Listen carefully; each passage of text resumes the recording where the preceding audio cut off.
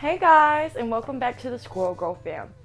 Today, I wanted to pick up where we left off from the book in chapter 1. And I remember what was happening last. Grampy Jack is helping the squirrel, Solcy. Fajo began nodding his head, asking, "What's your plan?" Chicho, coming back to her senses, cried out, "Is my baby alive?" "Yes, but we do need to hurry," Grampy Jack replied. "Tell us what we need to do," Fajo exclaimed. "Your baby needs an animal doctor. The only one I know lives further up past the swamps on the Mississippi River. Her name is Nightingale Hyde. She married Little Red Riding Hood Medicine Man of the Choctaw Indian Nation. Together, they built a houseboat and hung up a sign saying, 'Nurse, Doctor, and Medicine Man. We treat everyone and everything free.'"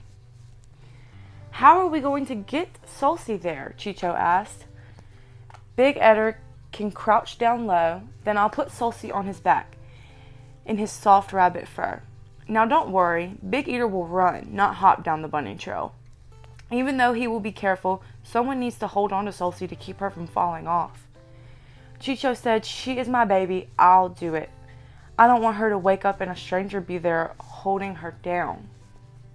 On the back of Big Eater, mother and daughter squirrel lay in his soft fur.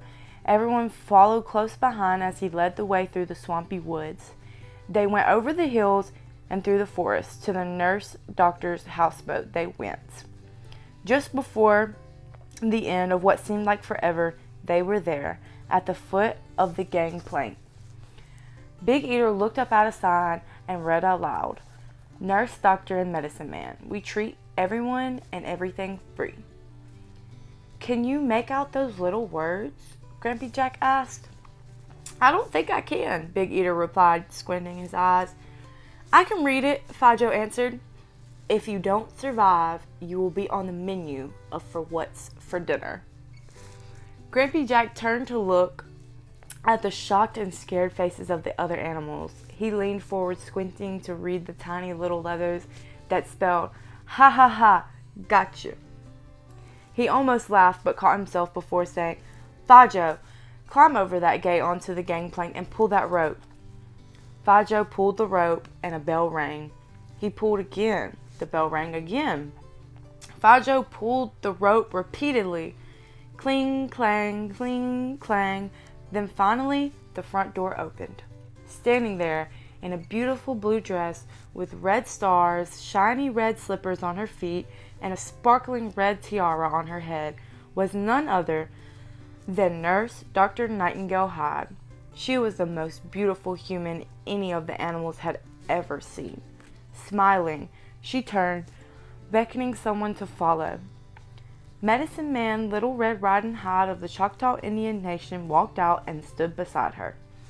He was born in this very forest and lived here with all the animals all of his life. He not only spoke English, Spanish, French, and Choctaw, but he also spoke squirrel, rabbit, fox, bear, and just about all the animal and bird languages. And here is a picture of Nightingale Hyde and the Medicine Man in their little house. And we even have the little squirrels and the rabbits. And Mother is holding Solcy. When Nurse Dr. Nightingale Hyde saw Solcy, she took her from Chicho's arms, carrying her inside. Just as she began cleaning the blood off Solcy's head, Medicine Man Little Red Riding Hood began his Medicine Man dance. He looked strange, dancing around while chanting in Choctaw and occasionally clucking like a squirrel. Medicine Man Little Red Riding Hood took a leather bag from around his neck. He sprinkled golden dust on Solcy's face, and her wound immediately began to heal. Medicine Man Little Red Riding Hood picked Solcy up, holding her close. A big, beautiful dream catcher filled with swirling blue, pink, and white clouds descended before them. Nothing the eye could see was holding the circle up. It hung, suspended in midair. Then a rainbow of colors began to pulsate, changing and moving through the clouds. Medicine Man Little Riding Hood stepped through the clouds with Solcy in his arms. Both disappeared, as did the clouds and rainbows of color. Minutes later, an unexplained rush of wind filled the animal hospital. Medicine Man Little Red Riding Hood stepped back through the Dreamcatcher's pulsating rainbow of colors with Solcy in his arms. There was a glowing light of changing colors lingering around her body. He walked out onto the gangplank, holding Solcy up for everyone to see. Medicine Man Little Red Riding Hood proclaimed, "From this day forward, this little squirrel will be known as Princess Solcy. Forevermore, she will pursue peace and harmony between the animal and human worlds." As we all know, the future of these worlds is uncertain because of Prince Rapscallion and his vile, evil heart. His plans will only lead us down a path of destruction and misery. He took a few steps forward, pausing for a moment. Our path could change because of the heart of one beautiful squirrel. She has been chosen to become a princess because her heart is full of love, her mind full of wisdom, and she possesses great compassion for others. Solcy has a vision for the animal and human worlds to coexist without hate or bullying. With her strength and leadership, both worlds will forever be endowed with harmony, respect, peace, and love.